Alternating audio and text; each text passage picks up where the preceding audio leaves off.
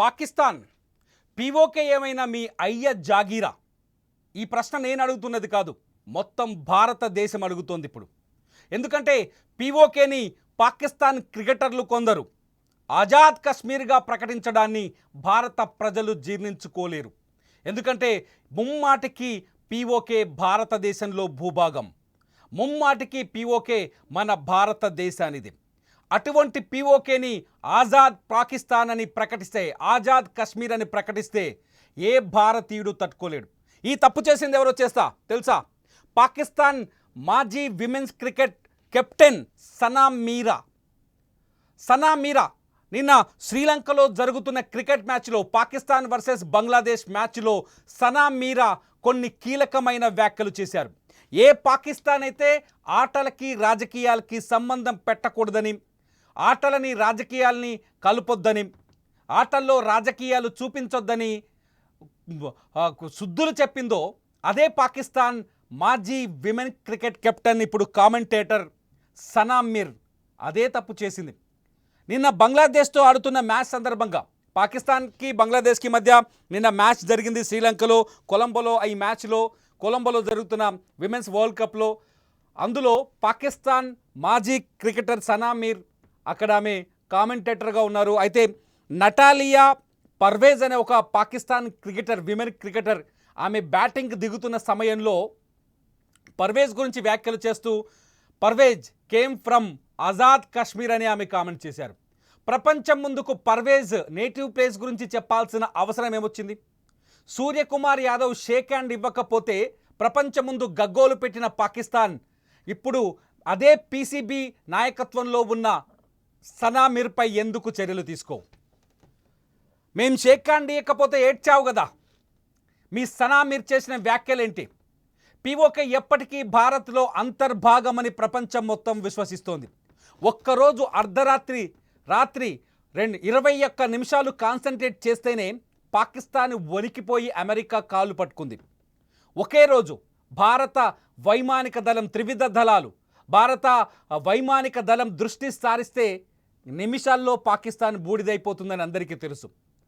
అటువంటి పాకిస్తాన్ ఎక్కడ ఛాన్స్ దొరికితే అక్కడ, ఎక్కడ చాయిస్ దొరికితే అక్కడ భారతదేశాన్ని రెచ్చగొడుతూనే ఉంది.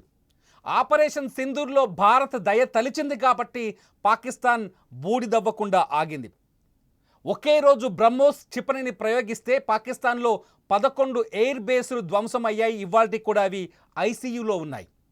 అటువంటి పాకిస్తాన్ ఎందుకంటే మొన్నటి క్రికెట్లో పాకిస్తాన్ ప్లేయర్స్ రౌఫ్ కావచ్చు, ఇంకొకటి కావచ్చు, భారత ప్లేయర్లని రెచ్చగొట్టే ప్రయత్నం చేశారు. అవును, పహల్గామ్ దాడి తర్వాత భారతీయులకి బాధ ఉంది. పాకిస్తాన్ చేతులు రక్తపు చేతులుగా కనిపిస్తున్నాయి. అందుకనే ఆసియా కప్ని ఫైనల్లో గెలుచుకున్నప్పటికీ ఆ రక్తపు చేతులు అంటుకున్న మొహసిన్ నఖ్వీ చేతుల మీద నుంచి మేము ఆ కప్పు తీసుకోబోమని ఇప్పటికీ భారత్ వెనక్కొచ్చింది. ఇప్పటికీ అదే మాట మీద కట్టుబడింది. ఈ వివాదం సద్దు మనగక ముందే ఇప్పుడు సనా మీర్ చేసిన వ్యాఖ్యలు మొత్తం భారతీయుల్లో ఆగ్రహ జ్వాలన్ని రేకెత్తిస్తున్నాయి. ఎందుకంటే ఆజాద్ కశ్మీర్ అనే మాటని వాడాల్సిన అవసరం ఆమెకు లేదు.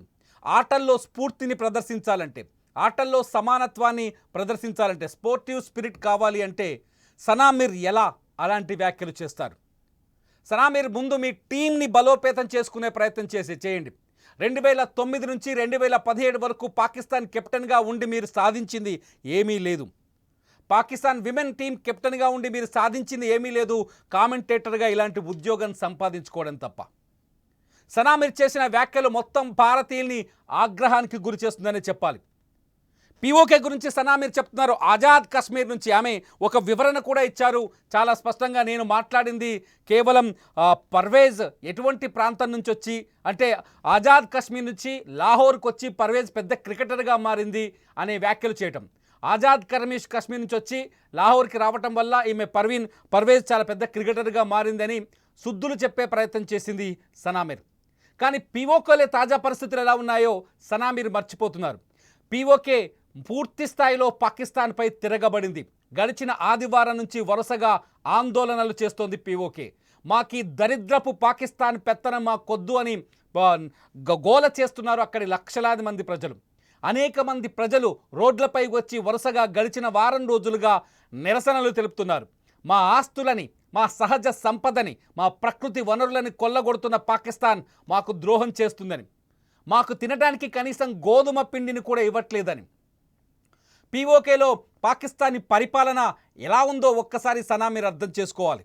ఎందుకంటే నీ పీఓకే నుంచి ఒక క్రీడాకారిని పాకిస్తాన్ టీంలో కలిసిందంటేనే గొప్పగా ఫీల్ అవుతున్నావు, కానీ ఆ పీఓకేకి మీ పాకిస్తాన్ ప్రభుత్వం ఇచ్చింది ఏమీ లేదు.